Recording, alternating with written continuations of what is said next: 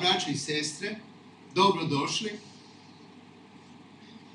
Pred nama je tema koja je znakovita, koja je važna, koju treba progovoriti. Tema je Gay Pride. Ili ti u podnaslovu povorka ponosa, ili ti povorka sramote. Parada ponosa ili parada sramote. U mnogim zemljama svijeta, u mnogim zemljama Europske unije, pa tako i u Hrvatskoj, mjesec lipanj postao je mjesec gej ponosa. Ovoga mjeseca ta tužna povorka ponosa već se dogodila prošle subote u Splitu i Karlovcu, a jučer se dogodila u Zagrebu. Ta povorka, odnosno parada ponosa. Ukratko, nastavlja se agresivna promocija LGBTIQ zajednice, dodano je jedno novo slovo u međuvremenu, takozvane woke subkulture, dakle subkultura koja potpuno otvoreno i bez ikakvog stida i srama proklamira antibiblijske i antikršćanske vrijednosti. Ne ovdje, lokalno, već globalno. Evo i jučer se nosio transparent, usput vidio, onaj famozni ljubi bližnjega svoga. Tužno je to, jer naime riječ je o svjesnom izvrtanju biblijske istine i poruke evanđelja.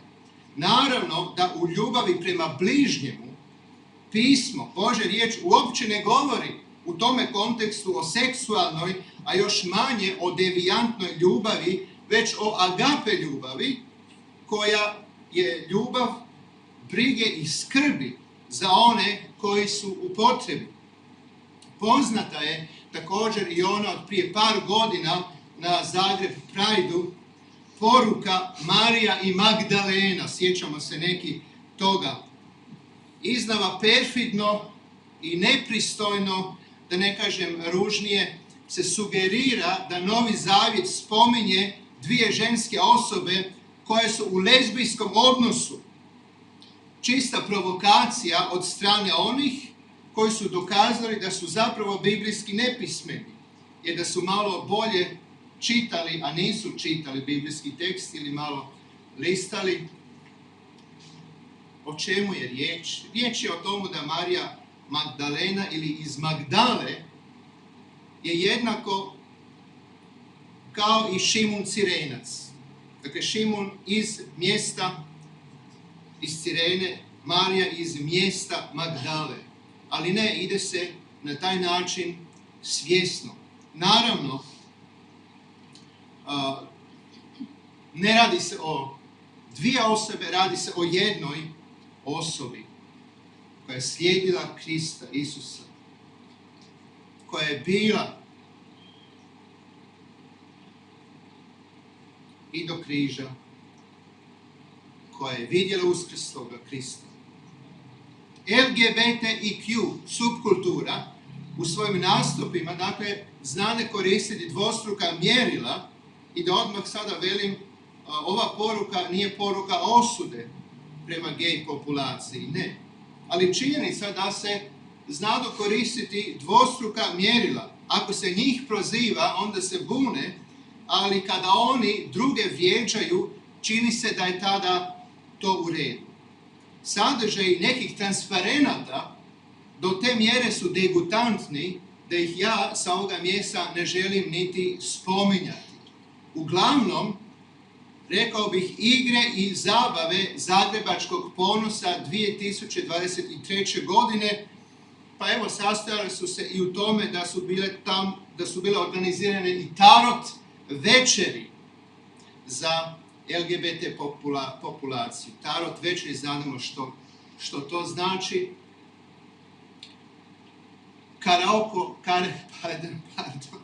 Karaoke pjevanje, a pod naslovom Tko pjeva, straight ne misli. Znamo što to također znači. Pa evo, tko su zapravo LGBTIQ osobe. Ja ću pročitati kako oni sami sebe opisuju.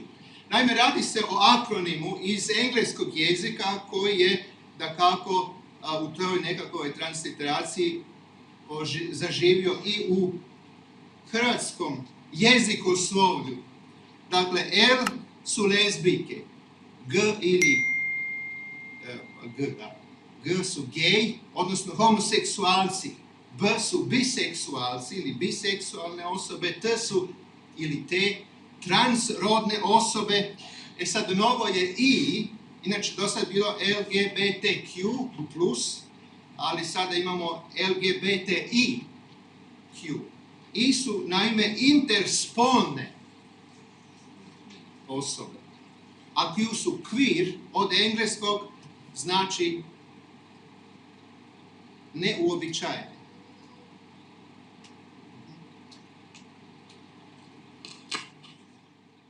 Dobro. I sad preglasno. Sad je preglasno.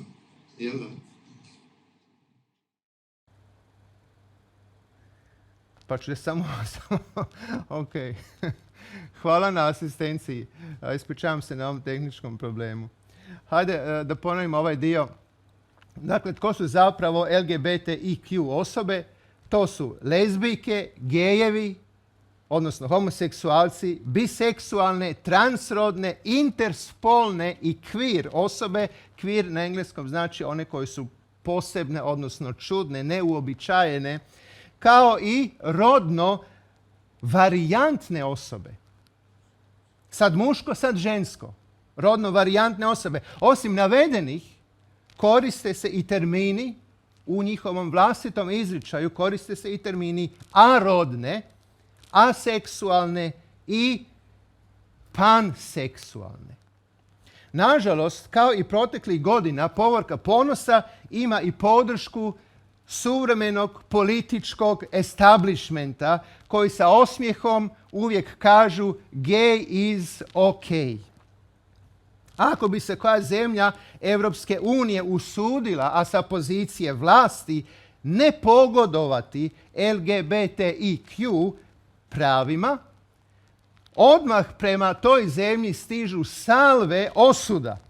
Sad ja nisam sad na strani općenito zemlje koju ću spomenuti i što se sve tamo događa, govorim o ovom vrlo suženom konceptu. Odmah je riječ u tim osudama prema toj zemlji, prema toj vladi, odmah je riječ o homofobnim, transfobnim, antieuropskim i nedemokratskim režimima. Kao što je nedavno predsjednica Europske unije, odnosno Europske komisije, da bolje velim, predsjednica Europske komisije mađarski zakon zbog toga prozvala sramotnim. I doista, malo ću reći, sarkastično, ispričavam se, ali sram ih može biti kako su se samo usudili krojiti svoj zakon u svojoj zemlji, a da se nisu dovoljno konzultirali sa europarlamentarcima. Čega je to sve pokazatelj, dragi u Kristu? Pokazatelj je to globalnog trenda i standardizacije LGBTIQ agende. Ili ste s nama ili niste. Suvremeno društvo očekuje da zajedno sa njima slavimo slobodu LGBTIQ seksualne orijentacije. Ako to ne činimo, ako se usudimo prigovoriti, biti ćemo obilježeni kao netolerantni, homofobni, transfobni, licemjerni. Jer baš je trendy biti gay friendly. Ako smo se već krenuli svrstavati, dopustite mi pitati, a što je sa našom pripadnosti Kristu u Hrvatskoj? Gdje je nestalo naše predziđe kršćanstva? Gdje je obrana kršćanskih uvjerenja i svjetonazora? hoćemo li mi ostati na pravoj strani svjetske povijesti. Naime, to LGBT zajednica poručuje. Budimo na pravoj strani povijesti. Pa ja vraćam pitanje i pitam, hoćemo li mi u Hrvatskoj biti na pravoj strani povijesti? Nadam se da da, jer na pravoj strani povijesti ostaju oni koji biraju Krista i drže do autoriteta Božje riječi. Amen. Sa druge strane oceana, na primjer, u Kanadi, na snazi je zakon koji ograničava slobodu kršćanima otvoreno govoriti o ljudskoj seksualnosti iz biblijske perspektive. Ta ista agenda propagira se i ušuljat će se, bilo na velika, bilo na mala vrata, primarno u zemlje zapadne hemisfere, pa tako i u zemlje, to isto što i u Kanadi, i u zemlje Europske unije. Zato je važno govoriti istinu iz Božje riječi nasuprot informacijama i dezinformacijama koje se danas serviraju svima, a poglavito najranjivijim skupinama, a to su djeca i adolescenti 21. stoljeća. I stoga ne, gej nije ok u svjetlu Božje riječi i to nikada ne može niti postati. Hrvatska, naša draga zemlja, svi ljudi koji u njoj žive, bez obzira na nacionalnu, vjersku, rasnu ili spolnu pripadnost, dijelom su, čuj me dobro, dijelom su Božjeg otkupiteljskog plana. Amen. I ne, možda ste zamijetili, nisam rekao spolnu ili rodnu orijentaciju, već spolnu pripadnost. Naime, postoje samo dvije opcije. Ne njih 5, 6, 56. Izbor je jako veliki, šarolik, ali to nije današnja tema. Naime, spol se ne može birati. Spol nam je određen prigodom začeća, a prigodom rođenja on je potvrđen. Ili ako baš želimo, a svjestan sam da je to pilula koji neki odbijaju progutati, spol nam je darovan od Boga. Istina, moguće su genetske anomalije u kromozomskoj kombinaciji. To je istina. Međutim, glede spola i roda nepobitna je činjenica, biološki postoje samo dva spola, muški i ženski. U današnjem suvremenom društvu neki to nastoje osporiti pozivajući se čak na gej, pod navodnike gej gene u čovjekovom ili u čovjekovoj DNK strukturi. Međutim, koliko god se trudili, medicinske i znanstvene potvrde o postojanju takozvanog gej gena pod navodnicima naprosto nema.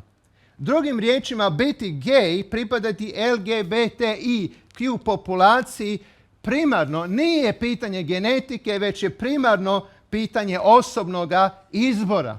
I stoga ćemo podsjetiti se svi na riječi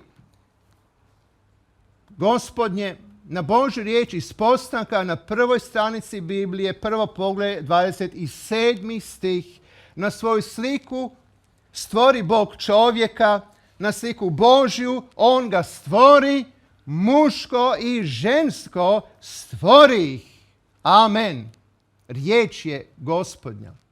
Tu identičnu istinu potvrđuje i Isus Krist, Bogo čovjek. On potvrđuje starozavjetnu istinu i kaže u Marku 10.6 čitamo: od početka stvorenja muško i žensko stvori ih. I stoga nek mi se ne zamjeri što ću kazati ne, Bog nije stvorio Adama i Stevu, već je stvorio Adama i Evu. LGBTIQ želi postati novo, normalno, suvremenoga društva. Ka tome se ide. To je ta agenda. Da muškarci s muškarcima, žene sa ženama, mladići s mladićima, djevojke s djevojkama zajedno liježu, postaje trend koji se što? Nameće. Nameće se svima. Od strane manjine nameće se većini. I to na vrlo perfidan i agresivan način. Prije neko vrijeme govorili smo nešto malo na ovu temu, pa sam spomenuo kako postoje one slikovnice za djecu, LGBT slikovnice vani i kako će one doći u Hrvatsku i da, evo ih, tu su, ima ih. Već se radi nekakvo drugo izdanje. Dakle, ide se ka tomu. Nameće se film, kazalište, tisak, televizija. Po našim srcima i po našim umovima padaju moralno prljave bombe. Gotovo je teško pogledati, moraš birati ako hoćeš pogledati neki film, zar ne? I čim vidiš, to je standard. Hollywoodski, ali i globalno u svijetu, u filmskoj industriji prihvaćen da ako se dva muškarca ne drže za ruke, ako se nisu poljubili, film ne valja. Nešto ne štima. Naravno, nije to slučajno. Riječ je o globalnoj agendi tog novoga poznatog svjetskog poretka, kako se predstavlja, u kojem se, nažalost, svjesno odbacuju biblijski standardi pravednosti, a Božja riječ kao moralni kompas se ne smije niti spominjati. U protivnom, što se događa? Gube se politički bodovi ako se usudiš spominjati Božju riječ i pozivati na autoritet Biblije. Neću imenovati jedan od politički najmoćnijih ljudi svijeta. Mnogo ćete moguće sami zaključiti o komu je riječ, ali ja ga neću imenovati. Koji je, dakako, prigodom svoje prisege stavio uredno svoju ruku na Bibliju.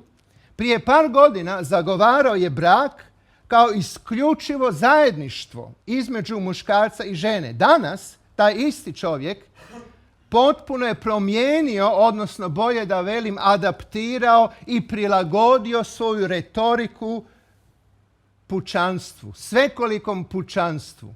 Sada je, veli, važno, a što je stav mnogih političara, pa ne samo političara, dotaknut ćemo se toga za trenutak kasnije, i u crkvi postaje određeni trend.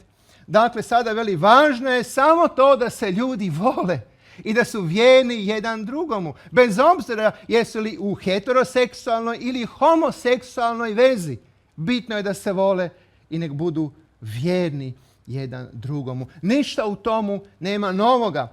To je naša globalna stvarnost. A što je naša globalna stvarnost? Crno je bijelo, bijelo je crno. Istina je laž, a laž je istina. I sve to po dobro prokušanom, ja ću slobodno reći,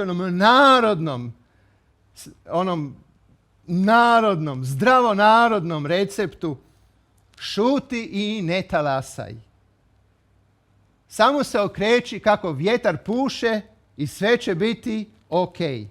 Nažalost, taj identični stav imaju i neki ljudi, kao što sam spomenuo, iz crkvenog vodstva.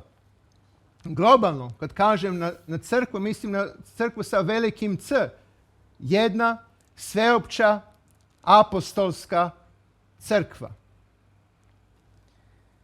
Oni koji bi trebali biti predvodnicima stada i moralna vertikala, kao da kažu: ah, to su moje riječi, sorry, ništa od toga. Oni su neki od njih, uz naravno dužno poštovanje prema onima koji se drže biblijskog standarda i autoriteta. Neki su se iznenada razboljeli, iznenada su oboljeli, ja bih to rekao, dobili su duhovnu kifozu i skoliozu. Više se ne drže ispravnog nauka, zgrbili su se. A i sluh i vid im je nešto naglo oslabio. Naime, ne žele vidjeti i ne žele čuti istinu iz Božje riječi. Tko? Ljudi unutar crkve Krista Isusa.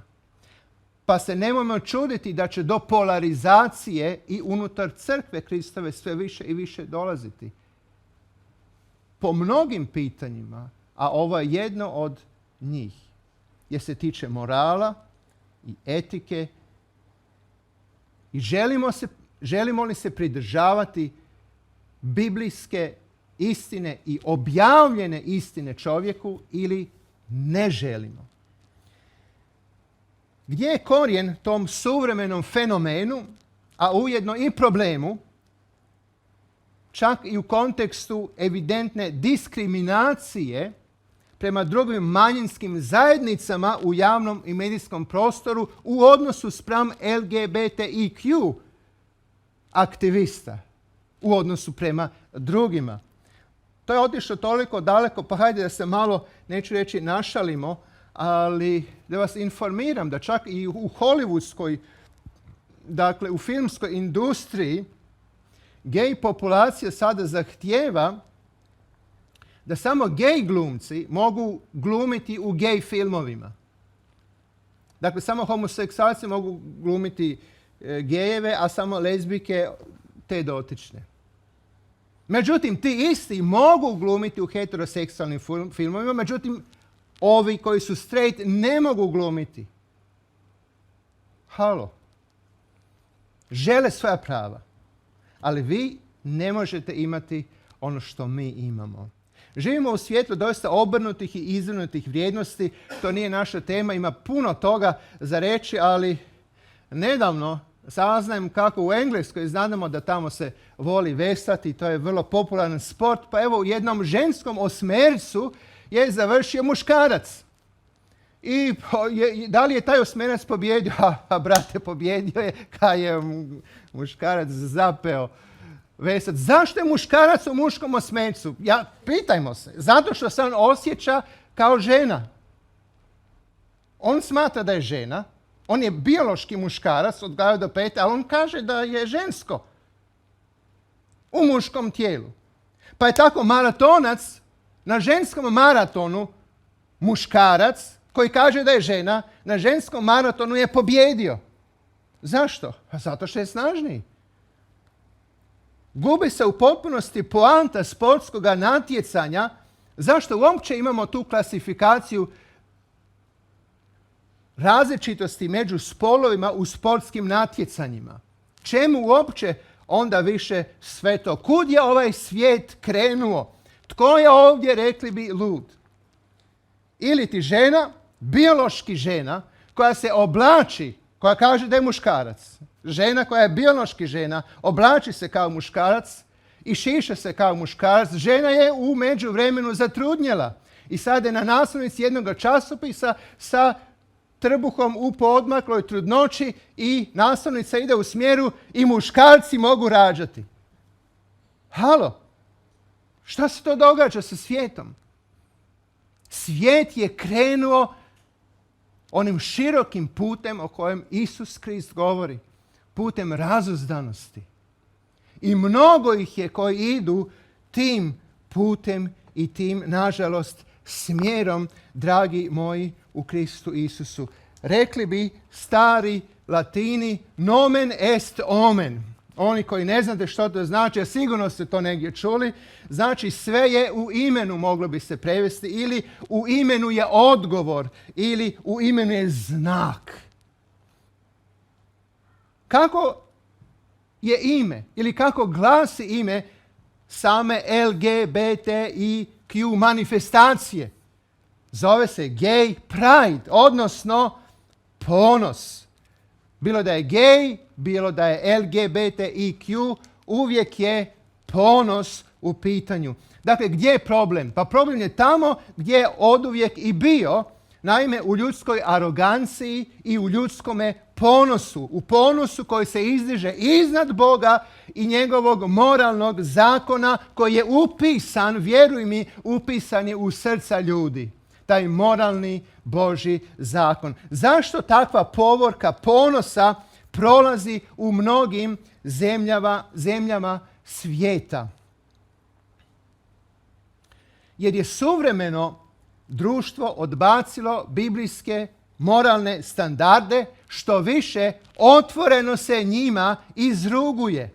diljem svijeta, to svi znademo, ali ja ću biti slobodan samo konstatirati, diljem svijeta Boga se psuje, gazi se i prezire autoritet Božje riječi. A kada to vidimo i kada to čujemo, onda znademo jako dobro što se događa. Događa se to da su kola krenula nizbrdo velikom brzinom, kočnica nema i pripremimo se za udar strahovitih razmjera, a vjeruj mi, taj će se udar prije ili poslije, možda čak i za naših života, dogoditi. Jer Bog se ne da izrugivati. Ne možemo očekivati Božju naklonost, a odbacivati njegove standarde moralnosti i etike. Morat ćemo se ili promijeniti, ili pokajati, ili snositi, odnosno promijeniti i pokajati u jednome, ili snositi posljedice svoje odluke, svojega izbora. Iskreno, pitanje homoseksualnosti, spolne i rodne orijentacije, ili bolje rečeno rodne ideologije, nije samo aktualna, već je i, kao što i vidimo, kompleksna tema koja je vrijedna naše pažnje. I sad ćemo zastati na trenutak. Ovo je tema koja je vrijedna naše pažnje. Zašto je ona vrijedna naše pažnje? Zato što je riječ o ljudima koji su stvoreni na Božju sliku i priliku. Radi se o tomu da su svi ljudi unutar LGBTIQ populacije dragocjeni i vrijedni u Božjim očima, sve ako i pripadaju LGBT skupini, sve ako se sa njima identificiraju. Vrijedni su Božje pažnje, stoga su jednako vrijedni i naše pažnje. I stoga također nije na nama da ih sudimo ili da ih odbacimo, već da ih prihvatimo i da im Kristovu ljubav što iskažemo. Amen. To je naša zadaća. I zato ćemo danas nastaviti još kratko o ovoj temi iz biblijske perspektive. Kad god u Božoj riječi u Bibliji čitamo riječ ponos, onda je to poput crvenog rotirajućeg svjetla upozorenja. I da se trebamo od tog ponosa što čuvati, bježati od njega, biti na distanci. Ponos je nepresušni izvor opasnosti i zastranjenja. Uvijek bio i uvijek će biti. Ponos, oholost i uznositost su sinonimi i nalazimo ih u Bibliji bez obzira na različite prijevode. To su najčešći prijevodi hebrejske ili ti grčke riječi. Dakle, ponos, oholost i uznositost na hrvatskom jeziku. Toga se čuvaj i dobro će ti biti. Pa evo pogledajmo samo par ulomaka iz Božje svete riječi. Marko Evanđelje 7. pogled 21. do 23. stiha. Isusove su ovo riječi, da iznutra, iz srca čovječega izlaze zle namisli, bludništva, krađe, ubojstva, preljubi, lakomstva, opakosti, prijevara, razuzdanosti. Mogli bi se o svakoj kategoriji napose, ali čitamo dalje. Zlo oko, psovka, uznositost, odnosno što? Ponos, nakon toga bezumlje. Sva ta zla iznutra izlaze i onečišćuju čovjeka, dragi u Kristu. Ponos jeste stav tvojega i mojega srca i stoga je ponos uvijek tvoj ili moj odabir ili tvoj ili moj naš zajednički izbor. Da kako nije, ali to je činjenica. Čovjek se na ponos i na taj stav uznositosti odlučuje. Dakle, kad vidimo to crveno rotirajuće svjetlo upozorenja, kaže ovdje, pogledamo zajedno još jedan puta, nakon ponosa Isus navodi bezumlje. I to nije slučajno. Naš spasitelj nakon ponosa naveo bezumlje. Jer tko se ponosu preda, u opasnosti je da padne u bezumlje. Kaže psalmist, nema razumnih koji Boga traže. U opasnosti je ponositi da padne u bezumlje, u opasnosti gubiti sposobnost zdravog rezoniranja, u opasnosti donositi krive odluke sa dalekosežnim negativnim posljedicama. Evo još par ulomaka iz Božje riječi, Izreke 16:18. Jako važna istina. Pred slomom ide ponos i pred padom ide uznositost. Izreke 29:23. Ponos ponizuje čovjeka, a ponizan duhom postiže časti. 1. Ivanova 2:16. Jer što je god svjetovno, požuda tijela, požuda očiju i ponos života nije od oca, nego od svijeta. Jakov 4:6. Bog se ponositima što protivi, a poniznima što on daje milost. To isto ponavlja i apostol Petar u 1. Petrovoj 5, 5. i 6. redak. Jer Bog se ponositima protivi, a poniznima daruje milost. Pa će onda reći ponizite se, dakle, pod snažnom rukom Božjom, da vas on uzvisi u pravo vrijeme, riječ je Gospodnja. Bogu hvala i slava tebi, Kriste. Amen.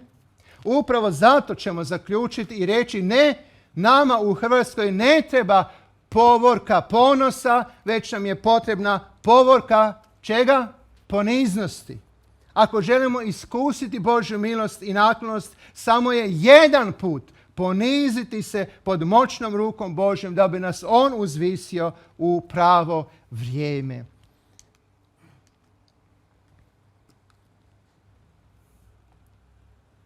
Zaključno također, prema zaključku ćemo reći kao poruku LGBTIQ zajednici ili tko god se identificira sa tom skupinom ljudi da ne, mi nismo homofobi jer nas je Isus Krist i od homofobije i od svake druge agresije i mrzovoljnosti i mizoginije i što god da je na tapetu oslobodio.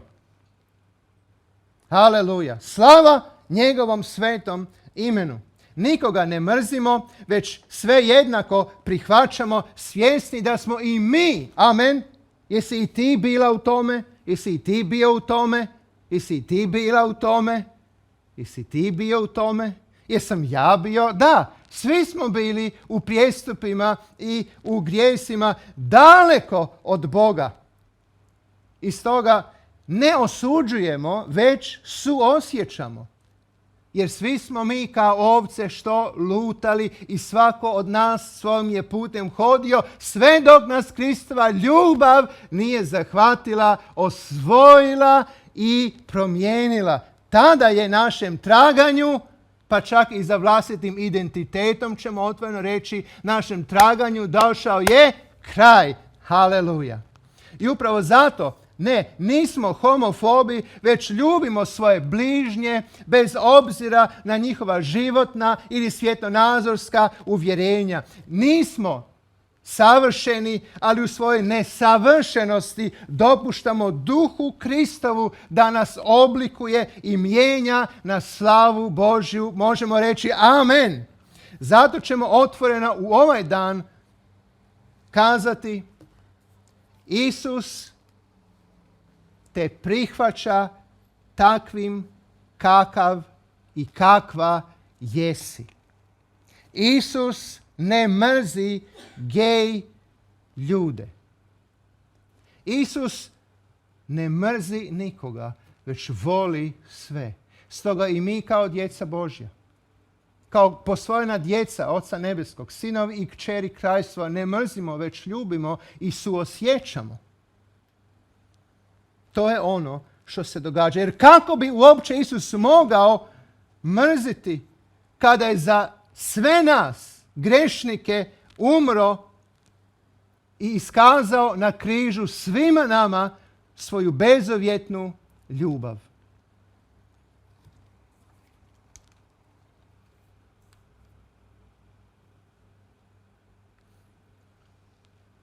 Koji su to bili pravi čavli kojima je Isus bio prikovan na rimski križ? Pravi čavli. Dopustite mi pojasniti. i ustvrditi. Pravi čavli koji su Isusa držali prikovanim na križu nisu bili od željeza, već oni duhovni. Čavli koji su proboli Isusove ruke i Isusove noge bili su niti manje, niti više, već naši grijesi. Tvoj i moj grijeh je držao Krista prikovanim na Golgotskome križu i to je prava istina. Tvoj i moj grijeh prikovao je Isusa na Golgotski križ. Međutim, postoji jedna još jača sila od snage grijeha. Mogu li ti reći koja je to jača sila od snage grijeha? Mislim da neki od vas jako dobro znate koja je to jača sila. To je snaga njegove ljubavi. Zašto Isus nije, a mogao je sići sa križa, a ipak nije? Bila je to snaga njegove ljubavi prema palome i grešnome čovjeku. Kristova ljubav prema tebi i meni. To je ta jača ljubav koja je Krista Isusa držala na Golgotskome križu da ne siđe, a mogao je. Međutim, mi smo ga svojim grijesima, mi smo ga svojom pobunom, svojim ponosom, svojim lažima, svojom preljubom, krađom, ubojstvom, mržnjom, mi smo ga proboli. Stoga, dragi u Kristu, niti jedan grijeh nije okej. Bilo da je riječ o laži, o zavisti, preljubi, sebeljublju, LGBT lifestyle-u ili bilo čemu drugomu, sasvim je to nebitno. Ono što je bitno jeste da je vrijeme pokajanja i vrijeme milosti na dijelu sada. I još danas stoga pozivam, pokaj se, priznaj svoj grijeh, nazovi grijeh svojim pravim imenom i odazovi se Kristovu pozivu kada on veli dođite k meni svi koji ste umorni i opterećeni, ja ću vas odmoriti. Vrijeme je da ti, dragi u Kristu, moguće ovdje u ovoj crkvi, moguće u nekoj drugoj crkvi, moguće uopće nisi pripadnik niti jedne crkve, zapravo mrziš crkvu. Bez obzira na ono što ti u srcu želim ti reći, vrijeme je da svoje breme odložiš do Kristovih nogu u podnožje, slikovito govoreći, Kristova križa, odloži svoje breme i budi slobodan kroz priznanje, kroz pokajanje. LGBT osobe često se žale da su izložene nasilju i zlostavljanju. Pa ću reći ispred svih nas, vjerujem, da nam je zbog toga iskreno žao i svjesni smo takovih događanja. Međutim, dopustite mi uputiti poziv. Dođite Kristu, pristupite njegovome stadu, pridružite se zajedništvu opravdanih griješnika, a to smo evo mi. Ako želite, dođite i ovdje u dom milosti. Ovdje, takovome tretmanu nasilja i zlostavljanja, nećete biti izloženi. Nećete osjetiti niti homofobiju, niti transfobiju, ali ćete zato definitivno biti izloženi biblijskoj istini i transformirajućoj snazi ljubavi Krista Isusa. Dobrodošli. Ako te itko može pružiti empatiju, onda je to Isus.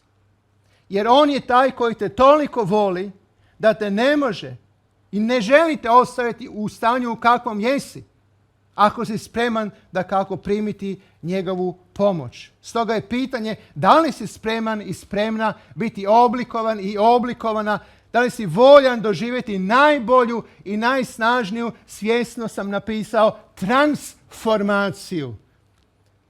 Nek transrodne osobe dožive najveću transformaciju u svom životu tako što će svoje živote dati Isusu Kristu i prepustiti se Duhu Gospodnjemu čitajući Bibliju i priljubeći se u standarde Božje pravednosti i iskusiti će tada milost i oslobađajuću slobodu po Duhu Svetome. LGBT osobe imaju šansu kao i svaka druga osoba iskusiti tu milost. Vjerujem da nitko od nas ovdje, niti bilo gdje, tko sluša ovu poruku pri zdravoj pameti, ako ima izbor birati, jer sjetimo se da je riječ o izboru, ne genetskoj predodređenosti, ali govorimo općenito o izborima i donošenju odluka. Ako bi netko imao izbor i mogućnost birati između propasti i prosperiteta, između poraza i pobjede, između smrti i života, sigurno ne bi birao ovo prvo, jer je ovo drugo daleko, daleko, daleko što bolje. Pa ćemo pri koncu reći da smo i ti i ja, svi mi pred izborom, kao pojedinci, kao obitelji i kao nacija pred izborom smo. Postoje samo dvije staze, dva puta i dva su izbora. Neću reći, kao u onome crtiću, poznata Morgana je znala kazati, neki se sjećate toga, donesi odluku, je tako nekako bilo? Donesi odluku, sigurno ćeš pogriješiti. Ne, ja to neću reći, već ću biti slobodan kazati, budi pametan, mudro biraj, sigurno ćeš uspjeti. Naime, opcija broj 1 jeste prostrani put, ponos i propast. Opcija broj 2 je uska staza, poniznost i pobjeda. Mislim da je izbor vrlo jednostavan. Mi to možemo, ti to, dragi u Kristu Isusu, možeš. Pozivam da se osobno i kao nacija pokajemo zbog grijeha ponosa. Da odbacimo ponos, a umjesto njega odaberemo život poniznosti pred Bogom. U protivnom, dopustite mi i ovo reći, u protivnom, ako odbijemo pokajati se, odbijemo poniznost, nastavimo živjeti u ponosu, u opasnosti smo da nam se dogodi ono što je Krist Isus rekao da će biti s nekima koji su odbacili milost. Veli Isus da će na sudnji dan čak i zemlji Sodomskoj biti lakše nego nama.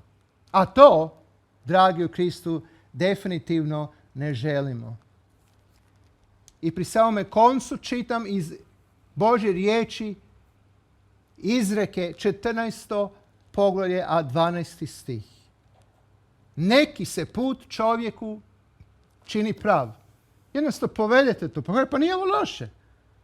Pa evo i rejki. Pa zašto ne rejki? Ili malo meditacije, malo joge, malo tarote. Evo zašto ne? Pa čini mi se, pa tražim. Neki se put čovjeku čini prav. Pa onda, pa ako ne ide to, onda daj malo trave zaborava. Nešto. Neki se put čovjeku čini pravi i to su mnogi. Ti si, evo, ovi ovdje među nama i ti si dokaz, brate i sestro. A na koncu taj put vodi gdje? Ka smrti. Tako je to kad ljudski razum radi, a bez poniznosti. Tako je to kad ljudski razum, kad oni kotačići rade i sive stanice se pokreću, ali u ponosu. Moguće ti se LGBTIQ svjetonazor, danas smo na toj temi, ali vrijedi za sve moguće odabire, moguće ti se to čini zanimljivim, moguće ti se čini privlačnim, moguće ti je to izazovno.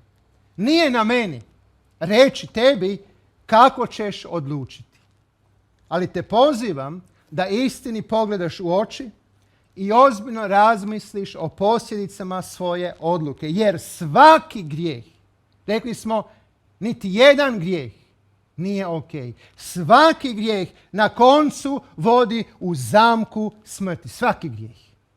Svaki grijeh zarobljava i vodi u zamku smrti. Nažalost, LGBTIQ i gay lifestyle nije izuzetak i čini isto. Udaljava od Boga i vodi u duhovnu smrt. Dopustite mi zaključiti riječima Božjega sluge Mojsija: biram život. Biram život. Na to je on pozvao nekoć izraelski puk i na to i ja po Gospodnjoj milosti u mojoj slabosti pozivam svih nas. Čitanje iz Ponovljenog zakona, 30. poglavlje, 19. i 20. redak. Uzimam danas za svjedoke protiv vas nebo i zemlju, da pred vas stavljam život i smrt, blagoslov i prokletstvo. Život, dakle, biraj. Da li biraš život? Reci zajedno sa mnom: biram život. Biram život. Ako biraš život, onda biraš Krista. Život, dakle, biraj ljubeći Jahvu Boga svojega, slušajući njegov glas, prijanjajući uz njega da živiš i ti i tvoje potomstvo. Riječ je Gospodnja. Amen. Ostajemo, dakle, ujedinjeni u obrani i promicanju kršćanskih vrijednosti i biblijskih standarda pravednosti u svim područjima i osobnog, i obiteljskog, i poslovnog, i općedušnog života u našoj zemlji. Jedina opcija za spas Hrvatske jeste biblijska transformacija društva. Kako? Milošću Gospodnjom. I nek ovo se posluša i u Vladi Republike Hrvatske slobodno. Neka bude Božja volja. Nek posluša i nek dođe da uši tko god treba čuti ovu poruku. Ali ponoviti ću, jedina opcija za spas Hrvatske jeste biblijska transformacija društva milošću Gospodnjom. Tome se nadamo, zato se molimo, jer Bog se ponositima protivi. Ne ja, a tko smo mi? Nula. Ko sam ja? Ali ponosnima se Bog protivi. Što tko sije, to će i požnjeti. I dolazi dan kada će požnjeti ono što su sijali. Međutim, Bog, taj isti Bog, poniznima želi iskazati milost. Poniznima Bog svemogući, Otac nebeski, daruje milost. A imati Božju naklonost, čuj me dobro, vrijednije je od sveg zlata i bogatstva ovoga svijeta, vrijednije od svih političkih i vojnih saveza. Jeste imati naklonost Boga svemogućega, stvoritelja sveg vidljivog i nevidljivog. Pa ćemo se udružiti u molitvi čitajući Božju riječ, 85. psalam od 2. do 10. stiha. Zavolje opet Jahve zemlju svoju, na dobro okrenu udes Jakovljev, a ovaj dan mi ćemo reći po milosti Božoj, na dobro okrenu udes naroda, sudbinu naroda u Hrvatskoj. Za to te, Oče sveti, molimo. Otpusti krivnju narodu svome. Pokri sve grijehe njegove. Suspregni svu ljutinu svoju. Odusta od žestine gnjeva svoga. Obnovi nas, Bože, Spasitelju naš, i odbaci zlomolju prema nama. Zar ćeš se dovijeka gnjeviti na nas, prenositi srdžbu svoju od koljena na koljeno? Zar nas nećeš opet oživiti, da se narod tvoj raduje u tebi? Pokaži nam, Jahve, milosrđe svoje i daj nam svoje spasenje. Da poslušam što mi to Jahve govori. Jahve obećava mir narodu svome, vjernima svojima, onima koji mu se svim srcem vrate. Zaista blizu je spasenje njegovo onima koji ga se boje. I zaključuje psalmist, a naša je molitva u poniznosti pred licem Gospodnjim. I slava će njegova živjeti u zemlji našoj. Oče, budi volja tvoja sa nama ovdje u Hrvatskoj, kako na nebu, tako i na zemlji. U imenu Tvojega presvetoga Sina, našega Spasitelja, molimo i zahvaljujemo. U vjeri primamo. Amen. Amen.